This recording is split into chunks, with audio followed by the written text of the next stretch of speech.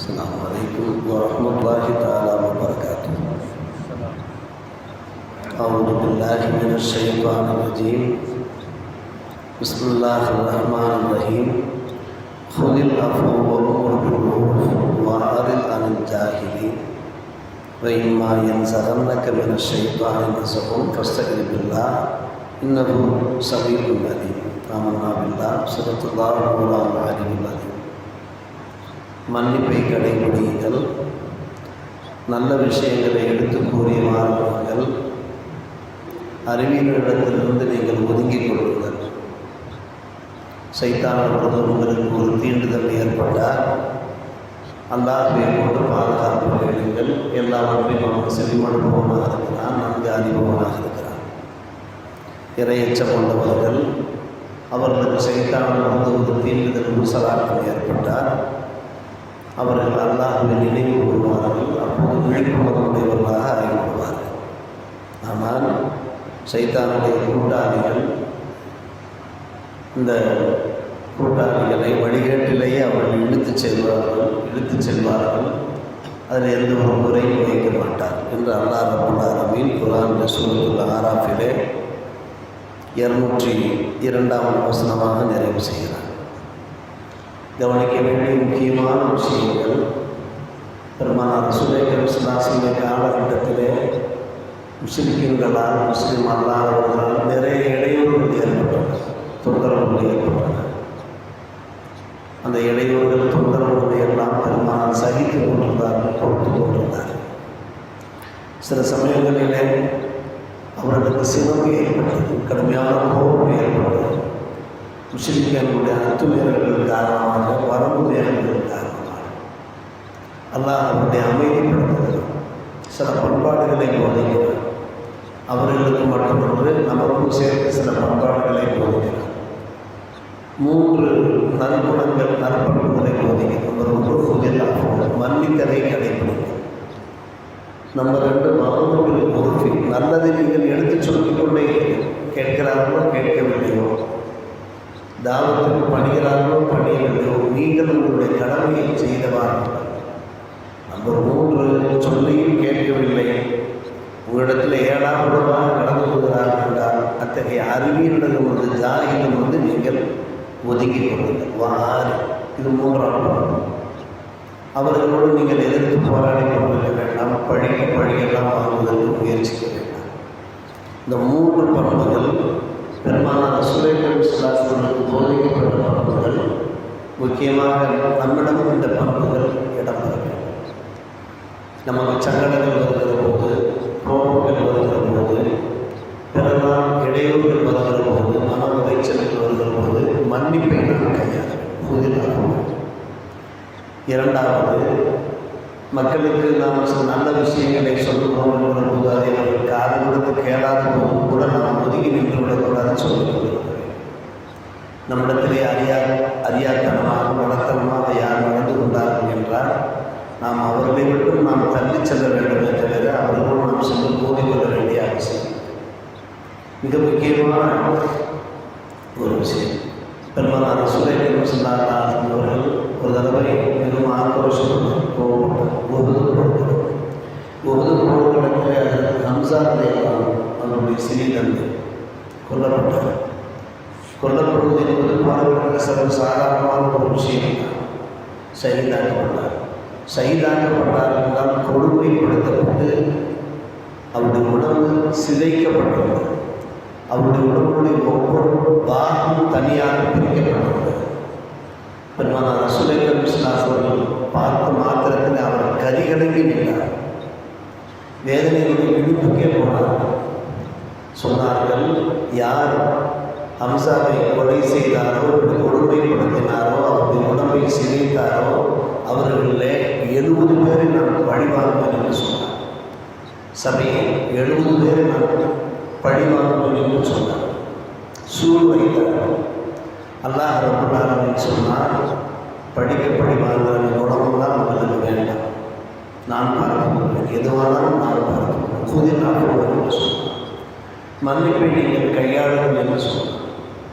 மன்னிப்பை நீங்கள் கையாளுங்கள், நீங்கள் மன்னித்து உங்களுடைய கடமையை நீங்கள் செய்தவாறு என்று சொன்னார்.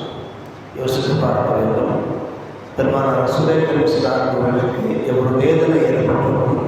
இந்த வேதனையில் தான் பேசுகிறார்கள். அந்த நேரத்திலும் கூட தன்னுடைய அருமை தூதரை அல்லாஹ் அமைதிப்படுத்துகிறான் என்றால் எப்படி அல்லாஹ் தன்னுடைய அருமை தூதரை கண்காணித்திருப்பான், வார்த்தெடுத்திருப்பான். அந்த அருமை தூதர் எப்படிப்பட்ட உயர்ந்த உன்னதமான தூதராக திகழ்வார்கள் என்பதை யோசித்துள்ளார். இதற்கு பின்னாலே பெருமானார் ரசூலுல்லாஹி ஸல்லல்லாஹு போதனைகள் மிக சிறப்பாக அமைந்த இந்த ஆயத்தை இறங்கியதற்கு பின்னால் சொன்னார்கள், சிம்மன் கட்டராக வாஃபும்மன் வாரமாக வாசி இல்லாமல் அசாத இடையே என்று சொன்னார். அருமையான போதனைகள். சிம்மன் கட்டராக உங்களுடைய உறவை துண்டித்து வாழக்கூடியவர்களோடு நீங்கள் சேர்ந்து வாழுங்கள். பெருமானார் ரசூலுல்லாஹி அவர்கள் துண்டிக்கிறார்கள், நான் நீங்கள் சேர்ந்து வாழுங்கள். சிம்மன் கட்டராக வாஃபும்மன் தரமாக உங்களுக்கு எவரேனும் அநீதம் விளைகிறார் என்றால் அவர்கள் மன்னித்து விடும். வாசி இல்லாமல் அசா இடையே உங்களுக்கு உதவி செய்யாதவர்கள் கூட நீங்கள் உதவி செய்யுங்கள். இதெல்லாம் நமக்கு எவ்வளவு சிரமமான ஒரு விஷயங்கள். ஆனால் இதுதான் இஸ்லாத்தினுடைய பண்பாடு. இது போன்ற நிறைய உபதேசங்களை பெருமானார் ரசூலுல்லாஹி ஸல்லல்லாஹு.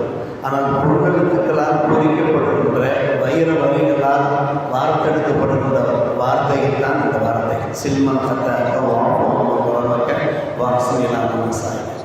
பெருமானார் ரசூலுல்லாஹி ஸல்லல்லாஹு பண்புகள் இப்போ விரிவடைந்தன, விசாரணடைந்தன. அவருடைய தயாரத்தன்மைக்கு இந்த வார்த்தைகள் எல்லாம் போதனைகள் எல்லாம் சிறந்த எடுத்துக்காட்டுகளாக இருக்கிறது. அடுத்து அல்லாஹ் சொல்கிறான், என்னதான் மனுஷனாக இருந்தாலும் கூட சைத்தானுடைய தீண்டுதல் ஏற்படும். நன்கு கவனிக்க வேண்டும். நம்மை ஒவ்வொரு தொந்தரவு கொண்டுகிற போது, நமக்கு ஒரு துரோகம் கொண்டுகிற போது, நமக்கு ஒரு அநீதம் விளைகிற போது சைத்தான் நம்மை தூண்டத்தான் செய்வான். உங்களுக்கு சினத்தை ஏற்படுத்துவார், கோபத்தை ஏற்படுத்துவார், ஆக்ரோஷத்தை ஏற்படுத்துவார். அந்த மாதிரி காலகட்டங்களில் கோபம் தலைக்கு ஏற்படுவதற்கு முன்னாலேயே அவுதுல்லா சொல்லப்படுங்கள் என்று அல்லாஹ் சொல்கிறார். வைமா என்ஸகன்னக ஷைத்தானின் நஸூன் ஃபஸ்தஈது பில்லாஹ். அவுதுல்லா சொல்லப்படுங்கள். அந்த கோபம் செல்லும் தலைக்கு மேலே ஏறி, அந்த கோபம் தலைக்கு மேலே பறந்து செல்லும். ஃபஸ்தஈது பில்லாஹ் இன்னஹு ஸமீஉன் அலீம். பெருமானார் ரசூலுல்லாஹி ஸல்லல்லாஹு அலைஹி பார்த்து சொன்ன வசனம் இந்த வசனம். நபிகள் நாயகம் ஸல்லல்லாஹு அலைஹி வஸல்லம் பொறுமையின் சிகரமாக குருவாக திகழ்ந்தவர்கள். அவர்களை பார்த்து அல்லாஹ் சொல்கிறான், சைத்தான் உங்களுக்கு தீண்டுதல் ஏற்பட்டார். நபிக்கு கூட சைத்தானுடைய தீண்டுதல் ஏற்படும். ஆனால் அல்லாஹ் பாதுகாக்கிறார். பாதுகாத்து யாராக இருந்தாலும் சரி, இது போன்ற காலகட்டங்களில் ஞாபகமாக நினைவாக அவங்களுக்கு சொல்கிறார். சைத்தான் நம்ம விட்டு விரண்டு விடுவார். அடுத்த வசனத்தில் அல்லாஹ் முத்தகீன்கள் இப்படி கொண்டிருப்பார்கள். இன்னல்லதி நத்தகவும் பெருமானாருக்கு இது அல்லாஹ்வுடைய பாதுகாப்பில் இருக்கிறார்கள். முத்தகீன்களாக இன்னல்லதி நத்தகவும் யார் முத்தகீன்களாக இருக்கிறார்களோ அவர்களுக்கு சைத்தானுடைய தீண்டுதல் ஏற்பட்டால் இறையச்சத்தினுடைய ஒரு பரக்கத்தின் காரணமாக தக்கருன்னு அல்லாஹ் நினைவுவார். நம்மிடத்தில் எந்த அளவுக்கு தக்குவா வளர்ந்து கொண்டு போகிறதோ, இறைவன் பக்கம் அல்லாஹ் பக்கம் சார்ந்தவர்களாக இருக்கும், நாம் உஷாராக ஆகிடும். நமக்கும் சைத்தானுடைய தீண்டுதல் ஏற்படும். எந்த ஒரு காலகட்டங்களிலுமே நமக்கு அந்த தீண்டுதல் ஏற்படும். அப்படி தீண்டுதல் ஏற்படுவதற்கு தக்கர் அவர்கள் அல்லாஹ்வை நினைவு போடும்போது இதாகும் முபுசிர் அவர்கள் விழிப்புணர்வு உடையவர்களாக ஆகிடுவார். முபுசிர் என்றால் விழிப்புணர்வு உடையவர்கள் என்பது பொருளாகும். அல்லாஹ் நினைக்கிற போது உடனே சைத்தான் அவர்கள் மட்டும் அகன்று விடுவான். ஆகா, நாம் அல்லாஹ்வுடைய அச்சத்தோடு வாழ்ந்து கொண்டிருக்கிறோம், இது போன்ற விஷயங்களுக்கெல்லாம் நாம் கோபப்படக்கூடாது, எமோஷனல் ஆகக்கூடாது, ரியாக்ஷன் பண்ணக்கூடாது என்கின்ற அந்த உணர்வு அவர்களுக்கு தடை தோங்க ஆரம்பித்து கவனமாக எச்சரிக்கையாக இருக்கிறார். அதுக்கு அவருடைய வாழ்க்கைக்கு வெற்றி இருக்கிறது. கோபப்படுவதில் ஆக்ரோஷப்படுவதில் பெரிய வெற்றியை நாம் காண முடியாது. அட்ஜஸ்ட் பண்ணி செல்கிறோம், நிலைமையை அனுசரித்து செல்கிறோம். அறிவியலிடத்திலே நாம் அவர்களுடன் மோதாமல் உரசாமல் ஒதுக்கி செல்கிறோம் என்றால் அதில் தான் வெற்றி இருக்கிறோம். இது முக்கியமான வசனம். நம்ம ஆரம்புடைய அந்த அத்தியாயத்தினுடைய கடைசி வசனங்களாக இந்த வசனங்கள் இடம்பெற்றிருக்கின்றன. எனவே இது போன்ற சங்கடங்கள் சஞ்சலங்கள் ஏற்படுகிற போதெல்லாம் நாம் என்ன செய்ய வேண்டும்? நம்முடைய இறையச்சம் அங்கே பயன்பட வேண்டும். தேவையான அவுதுல்லா சொல்லி சைத்தானுடைய தீண்டிலிருந்து நாம் பாதுகாக்கப்பட வேண்டும். பெருமானார் சுலைகம் சொல்லாமல் போதிக்கப்பட்ட அந்த பண்புகள் இருக்கின்றனவே அது அவர்களுக்கானது மட்டுமல்ல, முக்கியமாக நமக்கானது. இது போன்ற அந்த பண்புகள் நாம் வாழ்க்கையிலே கடைபிடிப்போம், வெற்றி பெறுவோம். நல்லா நல்ல